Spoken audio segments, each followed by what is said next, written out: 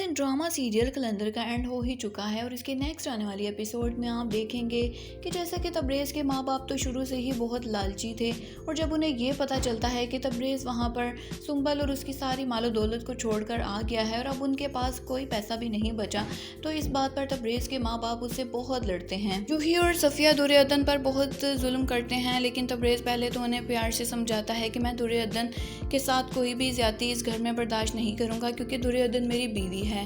लेकिन जब सफ़िया हद से बढ़ जाती है और वो तबरेज़ से कहती है कि या तो इस घर में दुर्योधन रहेगी या फिर मैं और जूही, तो तुम्हें अभी फ़ैसला करना होगा और दुर्योधन को अभी तलाक देना होगी। तबरेज़ अपनी माँ से कहता है कि मैं दुर्योधन को अभी इसी घर से लेकर चला जाऊँगा और ज़िंदगी भर आप लोगों को अपना मुँह भी नहीं दिखाऊँगा। और उर्फ़ी तबरेज़ से कहता है कि घर वालों को तो तुम पर बहुत मान था, लेकिन जब से तुमने माँ बाप के आगे मुँह खोला है तो उनका ये सारा मान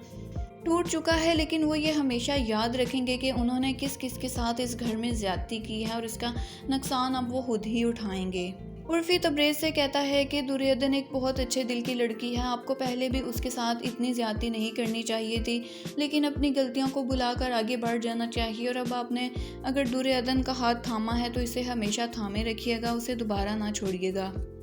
इस बात पर तबरेज़ उर्फ़ी से कहता है कि मैं सारी मालो दौलत छोड़कर आ गया हूँ क्योंकि सुकून तो असली मोहब्बत नहीं है, ये मैं जान चुका हूँ। ये दुनिया की दौलत इंसान को सुकून नहीं दे सकती।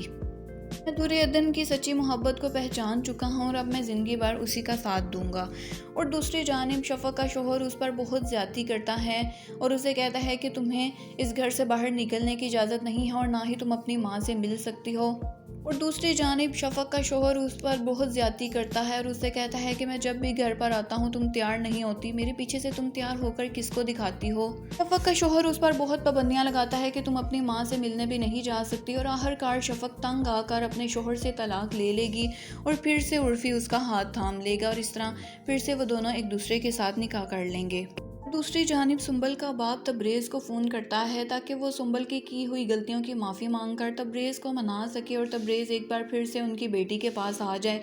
तबरेज़ उसके बाप से अच्छे तरीके से बात नहीं करता, तो इस पर सुंबल का बाप उससे कहता है कि बेटा इतनी बेरुखी से बात तो ना करो।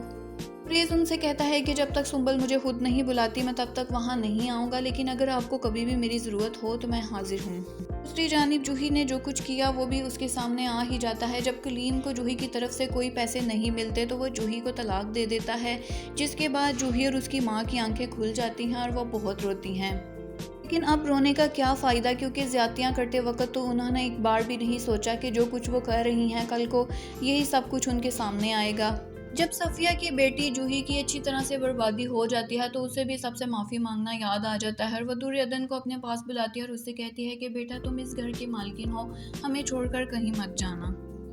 ड्रामा सीरियल कलंदर के मज़ीद प्रोमोज़ और अपडेट्स के लिए हमारे चैनल को लाइक और सब्सक्राइब करना मत भूलें।